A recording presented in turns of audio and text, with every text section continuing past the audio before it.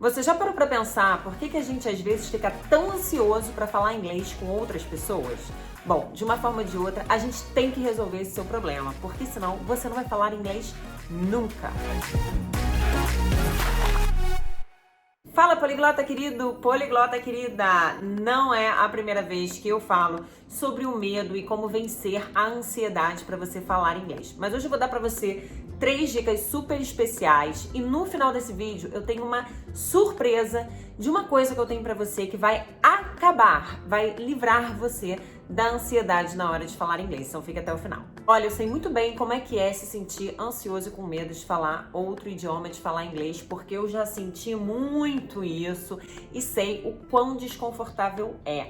Mas se eu não tivesse enfrentado esse medo, eu hoje não teria esse canal pelo qual eu tenho tanto carinho, eu não teria o meu trabalho, que é o que me satisfaz, é o que me dá dinheiro, né? Eu não teria viajado para lugares incríveis, conhecido pessoas fantásticas. Então, assim, falar inglês é muito importante para você não deixar oportunidades passarem pela sua vida. Mas enfrentar esse medo não é fácil, né? A gente, em primeiro lugar, tem que fazer o seguinte, eu já vou te dar aqui, então, a primeira dica, que é identificar pensamentos distorcidos. O que são pensamentos distorcidos? São pensamentos intrusivos, pensamentos que vêm na sua mente sobre coisas que podem dar errado e que não correspondem à realidade. Sabe quando você pensa que as pessoas vão criticar o seu inglês, vão achar seu inglês ruim, vão ficar te corrigindo, que seu inglês é muito ruim, que sua pronúncia é horrorosa? Tudo isso é pensamento distorcido. São coisas que você pensa sobre si mesmo, que às vezes as pessoas não pensam, que as pessoas não vão se comportar daquela forma. E se você não identificar esses pensamentos, você não vai conseguir eliminá-los. Não é fácil também identificar esses pensamentos, mas o que você pode fazer para conseguir identificar?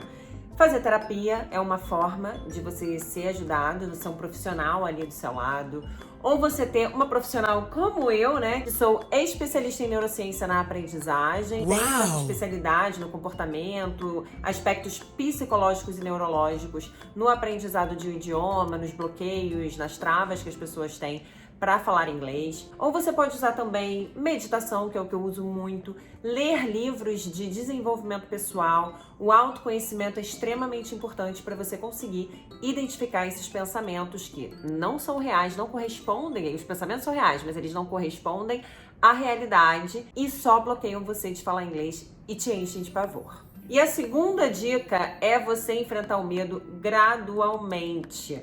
Você não vai conseguir eliminar o medo se você for lá se jogar com tudo, né? Numa situação, não tô nem aí, eu vou mesmo, porque às vezes o resultado pode ser pior, né? Você pode acabar com um trauma, você pode acabar com mais medo e aí mesmo que você nunca mais vai conseguir falar inglês. Ih, rapaz. Mas o medo precisa ser enfrentado. Se você recuar toda vez que você sente medo, o medo também só vai se fortalecer dentro do seu cérebro. Então a minha dica é você justamente começar aos poucos. Por exemplo, se você se sente mais à vontade para falar inglês na sala de aula, com as pessoas com quem você está estudando, então se solte mais ali, pratique mais com aquelas pessoas, de repente leve essas conversas que você tem na sala de aula para fora do ambiente escolar, para fora do ambiente do curso, pratique com elas em outros ambientes. Aí depois que você estiver confortável com elas, aí você coloca uma nova meta. Então agora eu vou falar em situações sociais com pessoas com quem eu não conheço, mas vou falar frases mais curtas. Então você faz frases curtas e começa aos pouquinhos. Eu ainda não me sinto muito bem para ficar conversando, mas eu acho que eu me sentiria bem fazendo perguntas. Então se prepare para fazer perguntas curtas também, onde as pessoas vão ficar à vontade ali para se expressar, para conversar com você, e você não tem que falar tanto, e aí vai eliminando, vai aliviando aquele medinho, aquela ansiedade inicial. E o legal de falar essas frases curtas, fazer perguntas, é que você vai acabar tendo uma conversa ali com a pessoa, mesmo que a outra pessoa fale mais, e isso vai te dar aquela sensação de satisfação, de que você conseguiu conversar, de que você conseguiu manter a conversa, ainda que com frases mais breves, e isso vai te dar motivação para continuar tentando, e aos pouquinhos o medo vai sendo eliminado. Mas se você gostou desse vídeo até agora, eu já peço para você deixar o seu like e se inscrever no canal para toda semana você receber vídeos no seu feed de como falar inglês mais rápido e com confiança. A próxima dica é você se recompensar e se parabenizar por cada passo que você dá no caminho. O maior erro das pessoas é não prestar atenção nas pequenas conquistas que elas realizam no dia a dia e elas ficarem esperando só por aquela grande conquista, aquele grande objetivo que ela quer alcançar daqui a 1 ano, 2 anos ou alguns anos. E isso acaba fazendo ela perder a motivação. Então, assim, todo dia ou toda semana, preste atenção no que você está conseguindo fazer em inglês. Se você conseguiu dar um bom dia que seja, celebre esse bom dia que você conseguiu dar para alguém, né? Mesmo às vezes sentindo um pouquinho de ansiedade, mas você foi lá e você conseguiu. Celebre, comente com as pessoas em quem você confia. Fala, poxa, gente, eu consegui, eu tava meio ansioso, mas consegui. Fiquei muito feliz que eu consegui falar um pouquinho.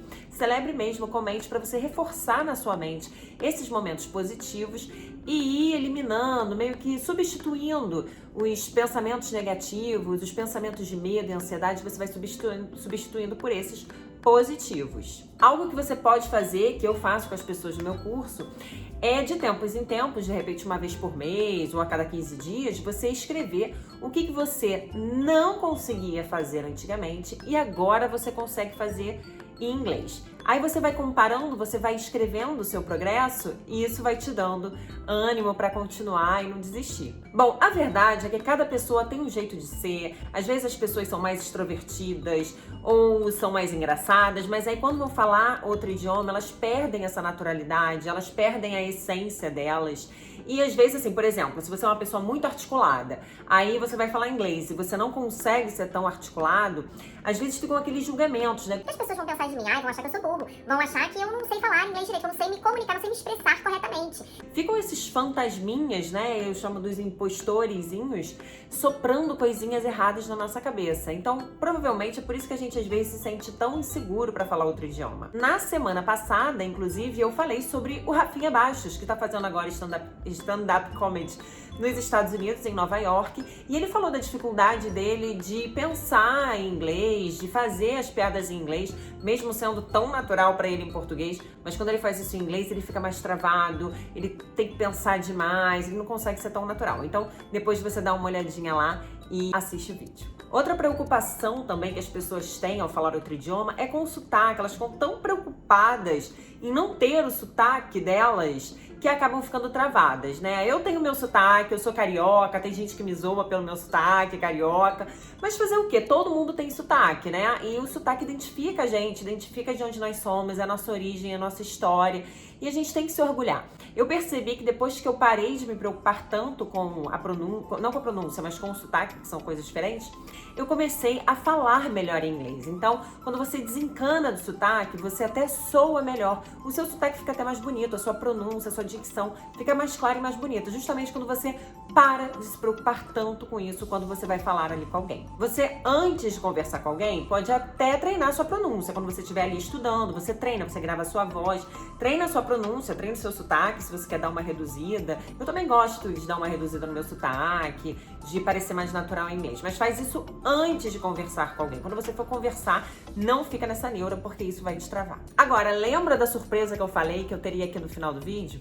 Bom, se você quer um passo a passo, tintim por tintim, se você quer que eu carregue a sua mão para você se livrar da ansiedade, se livrar do medo de falar inglês em público, eu quero te dar os meus principais segredos que eu não compartilho nas minhas redes sociais, num e-book que eu preparei especialmente para você se livrar de vez do medo e da ansiedade de falar inglês. Ele se chama Guia Prático Passo a Passo para você se livrar da ansiedade para falar inglês em público. O link dele está na descrição e no primeiro comentário. É só você clicar lá ou me mandar uma mensagem que você pode comprar pela Hotmart ou me mandando uma mensagem diretamente comigo, tá bom? Mas eu espero que esse vídeo tenha te deixado mais confiante, principalmente por eu compartilhar com você que eu também já tive muito esse medo, já tive essas inseguranças.